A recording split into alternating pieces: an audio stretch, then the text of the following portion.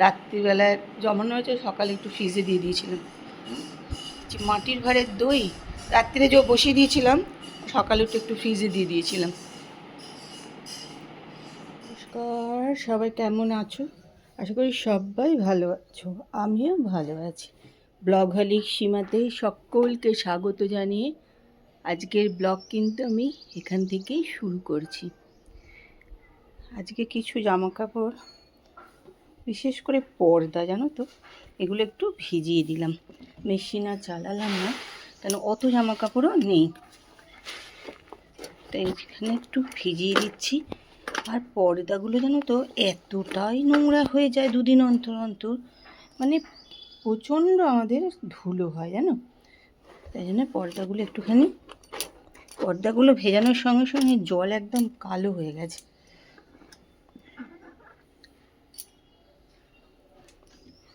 এখানে ভিজিয়ে রেখে দিলাম।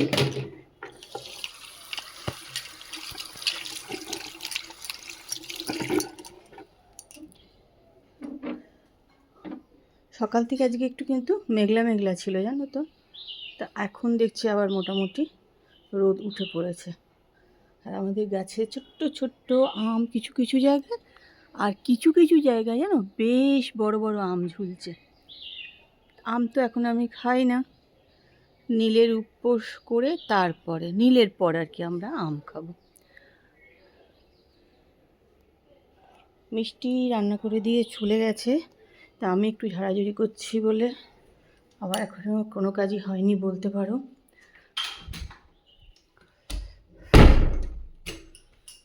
তাই চলো আমার কাজগুলো এবার করে নিই, তোমরা আমার সঙ্গে থাকো আর ব্লগটা দেখতে থাকো। দেখো সাবানের কোটোটা আমি এখানে রেখে দিয়েই চলে গেছি।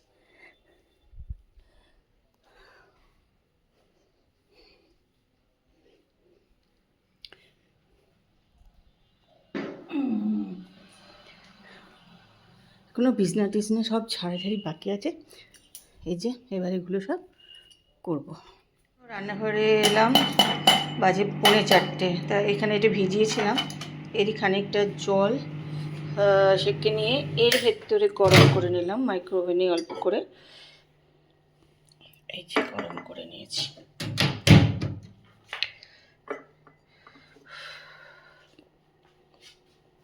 জোয়ান আর জিরে ভেজানো জল গরম করে নিয়ে নিলাম, খাবো। কদিনের দিনে তো খাওয়াই হয়নি, মানে নিজের কুড়েমির জন্য। আর কুড়েমি করলেই তো, কুড়েমি করা মানেই তোমার কি বলবো, মানে ঠিকঠাক কোনোটাই হবে না আর কি। সেই তা কুড়েমির জন্য খাওয়া হয়নি, আজকে ভিজিয়ে দিয়েছিলাম সকালে, এখন একটু গরম করে নিলাম। চলো এবার আস্তে আস্তে গিয়ে খেয়ে নিই, গরম গরম একটু খেতে হবে।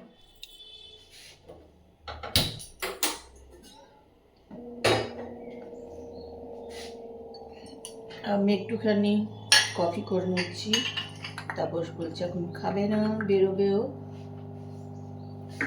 আমার মতন আমি একটু করে নেবো।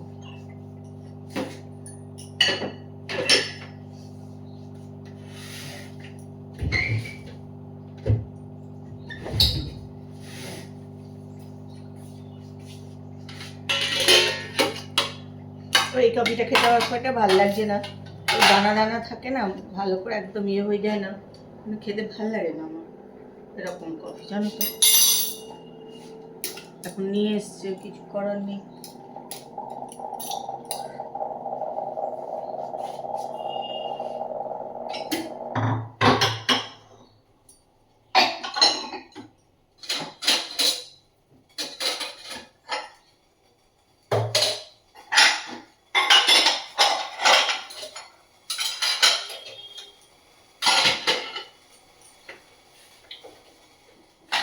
সারাদিন ধরে সেই রান্নাঘরে এসে আর কাজ করে যাও।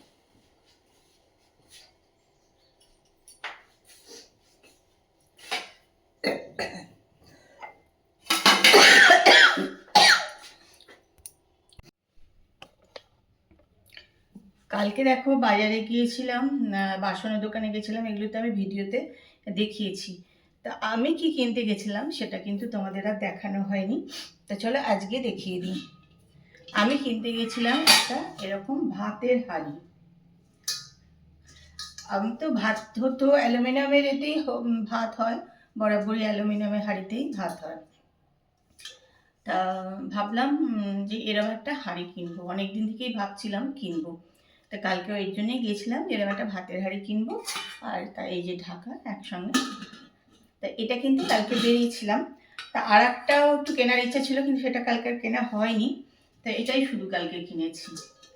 আগে কিন্তু আমাদের আমরা যখন ছোটো ছিলাম বেশিরভাগ বাড়িতেই কিন্তু মানে কাঁসা পেতলি ব্যবহার হতো, স্টিল তো একদম হতো না কিছু কিছু বাড়িতে, তাও অ্যালুমিনিয়ামের বাসন মানে যদিও থাকতো, কিন্তু স্টিলের বাসন কিন্তু আমি কোনো বাড়িতে গিয়ে দেখিনি, ব্যবহারই হতো না, দেখতামই না, আমাদেরও ছিল না একদম।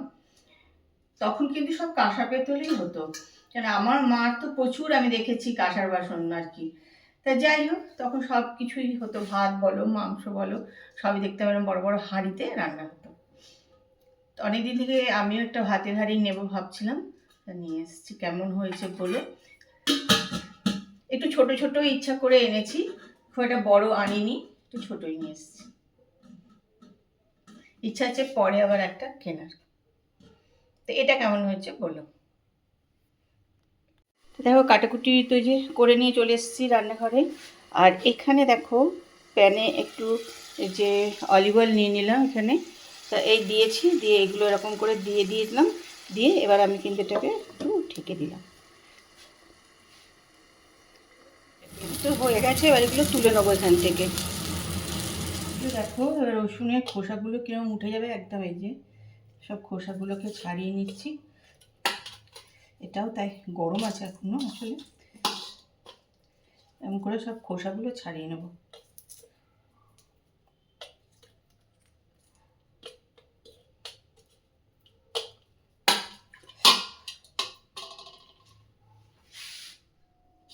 রসুনগুলোকে না একটুখানি আমি এটা দিয়ে একটু থেতো করে নিচ্ছি।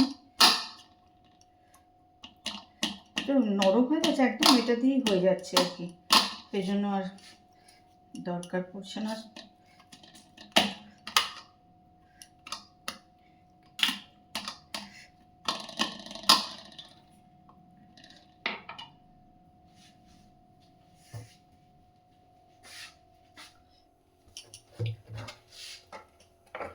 এর মধ্যে একটুখানি তেল দিয়ে দিলাম আমি, আবার অল্প একটু অলিভ অয়েলই দিলাম।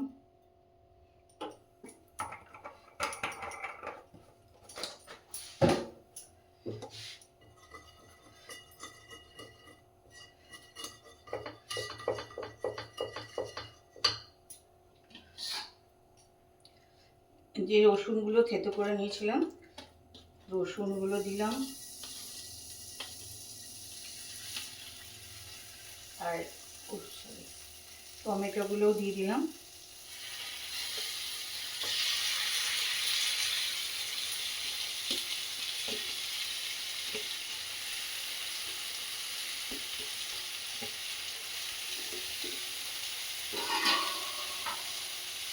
এখানে পেঁয়াজ ধনেপাতা এগুলো কিন্তু সব দিয়ে দিলাম, পুদিনা পাতাও একটু নিয়েছিলাম অল্প, ওটাও দিয়ে দিলাম।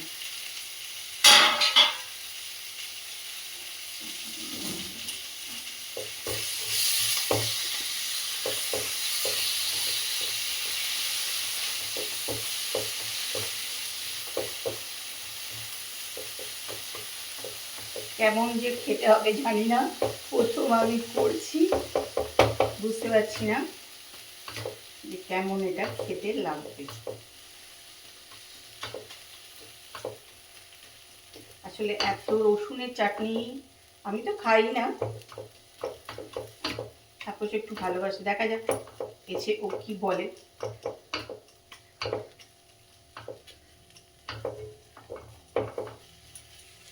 তবে এর মধ্যে এবার একটুখানি নুন দিতে হবে, নুন তো দিইনি, ব্ল্যাক সল্ট একটুখানি দিয়ে দিচ্ছি।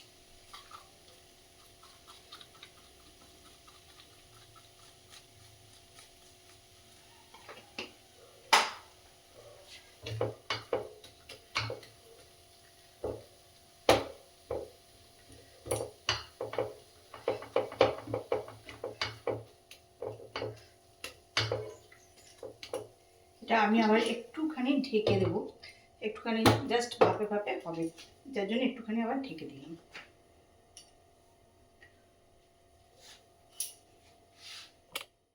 আসলে খাওয়া দাওয়া হয়ে গেছে, খেতে চলে এসেছি ঘরে, রান্নাঘরও পরিষ্কার হয়ে গেছে।